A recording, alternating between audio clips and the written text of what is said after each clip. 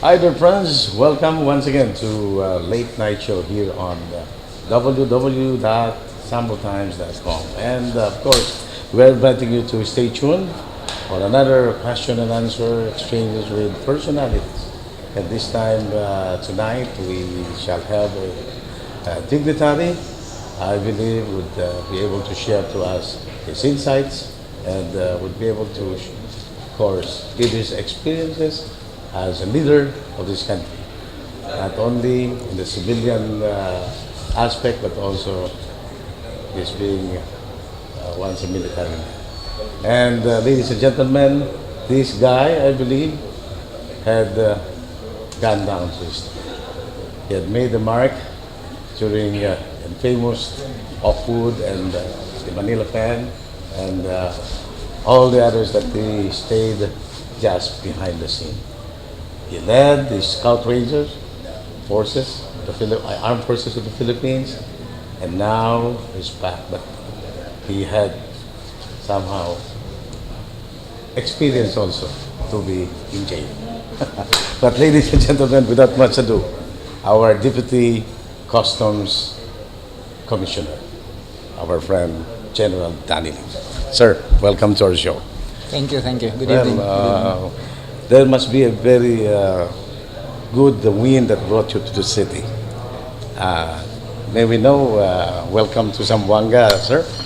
You're back again? Yeah, thank you. And actually, I'm here because I was invited to be the guest of honor and speaker in the third year anniversary of the Guardians Brotherhood International Incorporated, one of the branches of the Guardians International Incorporated. Of Incidentally, you're the Guardian International Chairman of the GII. Supreme. Yes. You call it. Yeah. Yeah. So, sir, you know, the Guardian has been here, there, and everywhere.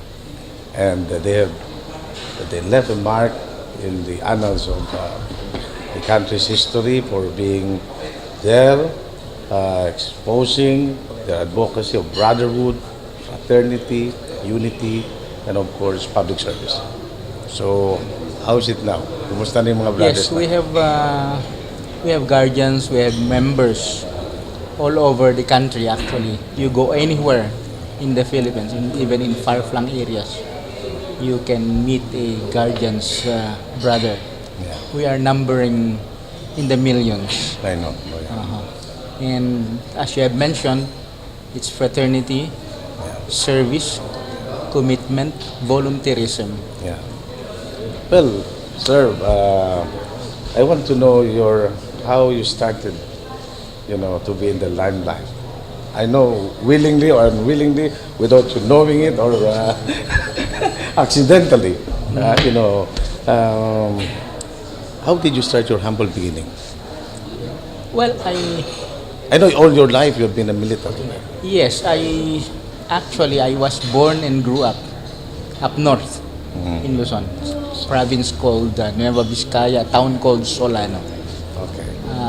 My father is a pure Chinese actually, Okay. and my mother is from Bohol, from Gindolman. So I Gindolman. speak Bolano. Boholano also, a little Fluent, no? Chinese, and Nueva Vizcaya is an Ilocano province, so I Yeah. speak Ilocano. Yes, you look at the country. Yeah. So I was born, I grew up in Solano, Nueva Vizcaya. I finished my high school there. Yeah. After high school, I attended the University of the Philippines as an entrance scholar for only 1 year because after 1 year, I took up the entrance exam for PMA Yeah. and got to PMA. After 1 year sa PMA, I also took another exam for West Point and You went to were West Point for 4 years.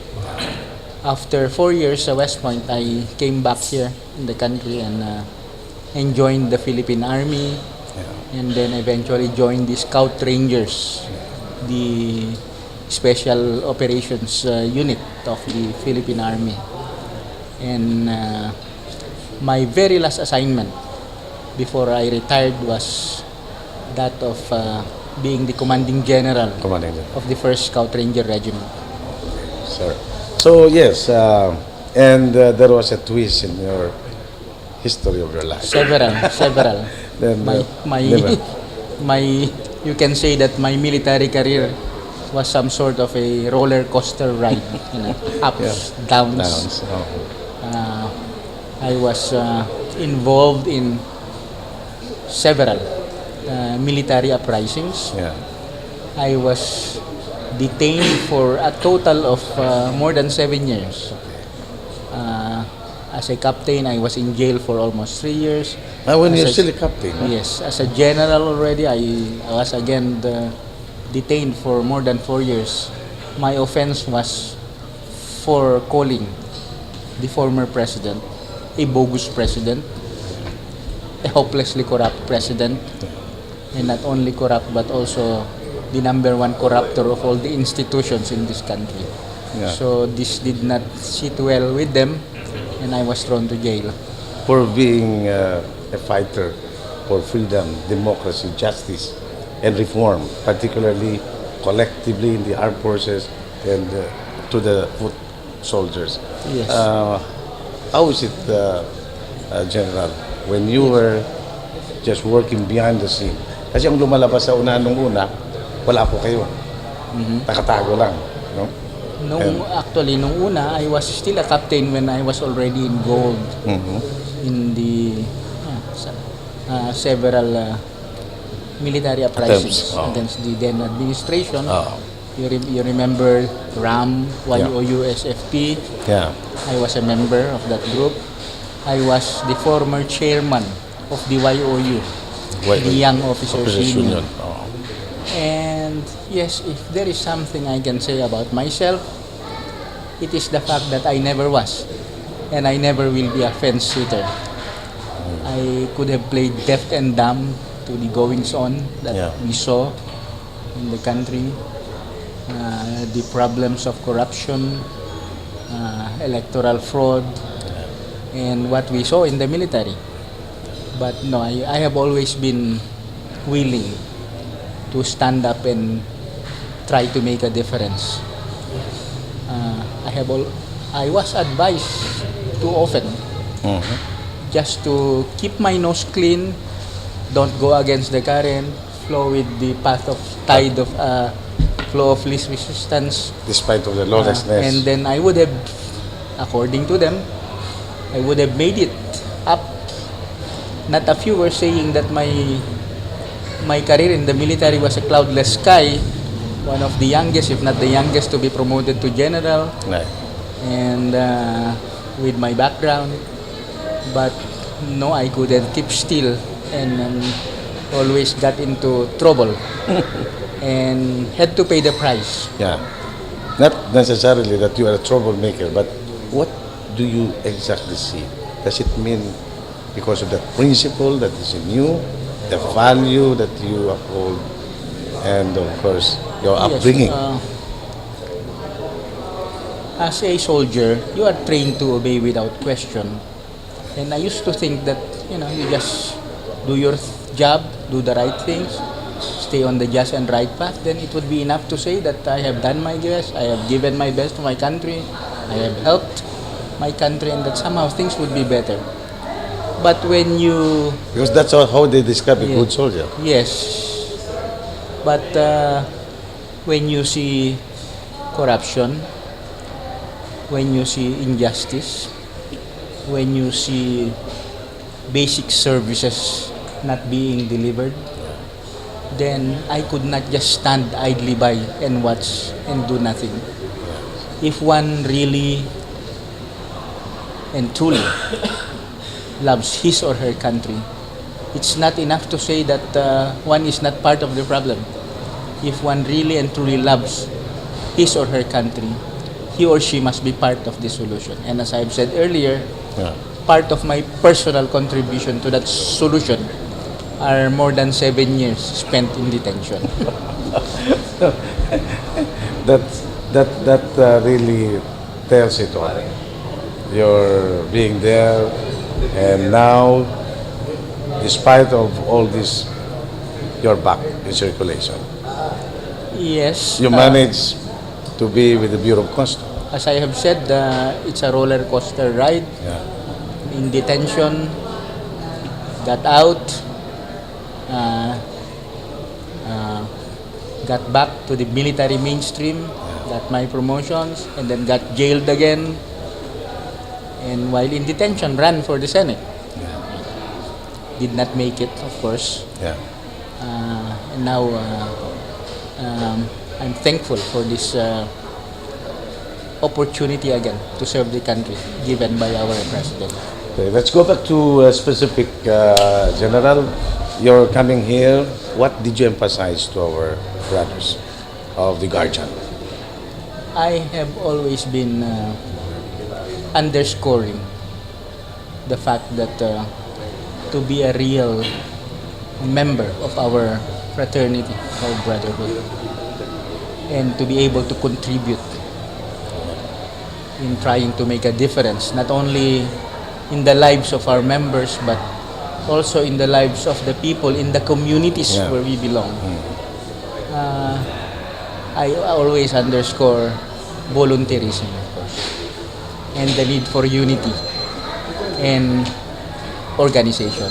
To organize, we strengthen our ranks. There is no substitute for unity and for organization. Yeah. And of course, volunteerism. Yeah. Volunteerism is giving a part of us, our time, our efforts, our sacrifices to something we believe in, to certain principles, to certain advocacies, giving that part of us without expecting anything in return. You know, especially during these times of cynicism and the apathy of people in our society, it's timely that we should advocate this, we should push this. People to go out there, volunteer, and try to contribute in trying to make a difference. Okay. Sir, now you're with, we came down and see the situation down here on the ground, and you have seen our brothers. How do you assess their conditions? Well, the members of our fraternity, most of the members of our guardians are actually not part of the so-called elite of our society, not part of the upper class. Okay. So they are here and many are down there. So even these people need breaks and opportunities also. Right. And to be able to advance the interests of our members, as I have said and I keep underscoring this, we need to be united.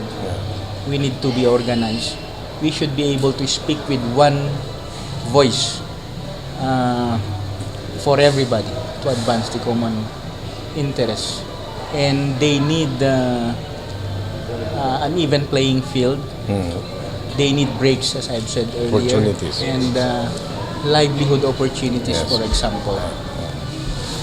Okay, sir, you with the Bureau of Customs now. I know this is a gargantuan task that are right in your hands. Yes. So with the help of the commissioner, I mean, tandem with the commissioner, you have done your part already. We have seen how you move, how you were able to accomplish your feat in the Bureau of Customs. It's very laudable. So this will continue in order to... Yes, the job that we have in the Bureau of Customs is really a very, very challenging one. It's tough, you know. You are up against years and years of systemic practices. Cultural, in fact, as people say. So it's very difficult to introduce some changes when you disturb the equilibrium. It's there's so much resistance. But of course, we're doing our best. For my portion, for example, as Deputy Commissioner for Intelligence, and most of our work, intelligence work, have contributed or are instrumental in the apprehension of Yeah. so many contrabands and mystic Illegal, cargoes, entries, from agricultural product to cars and rice shipments, Yeah. and even All those. paraphernalia for equipment for the production of drugs, shabu, Yeah. and raw materials. So from the whole range. But of course, it's never enough. So we just keep doing our best and trying to do more, deliver more accomplishments. But to me, what's more important is more than these accomplishments is the symbolic part of the challenge. Yeah. When you say Bureau of Customs, for example, what comes to one's mind? It's a very corrupt, if not the most corrupt, agencies It's in the whole country. It's a So very the challenge is mindset. how to help How to, improve yeah. symbolically and And by doing this, through our accomplishments, through our works, hopefully, we can help improve little by little the image of the Bureau. That's very important to me. okay. Well, still with our good gentleman, our Deputy Customs Commissioner for Intelligence, General Danny Lee. We'll be right back for every reminder. Stay with us. Ano, sir?